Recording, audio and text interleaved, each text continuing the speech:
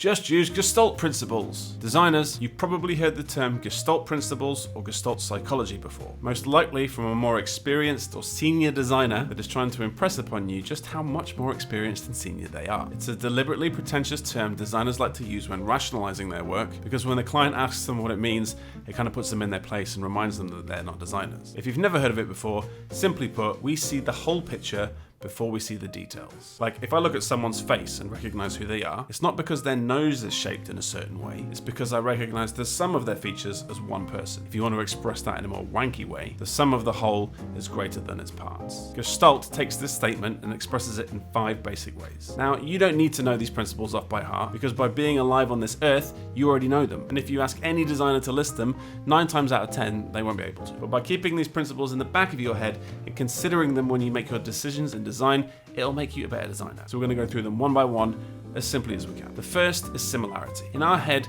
we group items together that look the same. Similarity is usually determined by shape, color, or size. Practically, if we want to draw attention to something or make it a focal point, just make it look different than everything around it. Number 2 is proximity. This just refers to how close elements are together. So if you want to emphasize an element in your design, you can just space it away or put objects close to each other to ensure they're perceived as a group. The third is continuity. This just means that your eyes like to follow a path. Your brain loves simplicity, so it will always follow the path of least resistance, which means that even though a path might be broken in a design, your brain will know that it's still a continuous link. 4 is closure, which is one of the more fun principles and one I use relentlessly in logo design. Our brain will fill in the gaps to complete visual shapes, even though there are parts of the shapes missing. This allows designers to create implied shapes by introducing cuts into other objects. And when you combine this with the 5th principle, which is called figure ground, we can make some really clever negative space designs. We tend to focus our attention on what we believe to be the central figure of a design and ignore what we think is the background, which can then be used to reveal other shapes or patterns. Now, depending on who you speak to, there are actually more than 5 principles, like symmetry, simplicity, or common fate, and they were first determined in the early 1900s by these German psychologists to make sense of what we start to perceive as we grow up. But if anybody uses the term use Gestalt principles in the future, it just means that yes, the details of your design are important, but make sure your design works as a whole.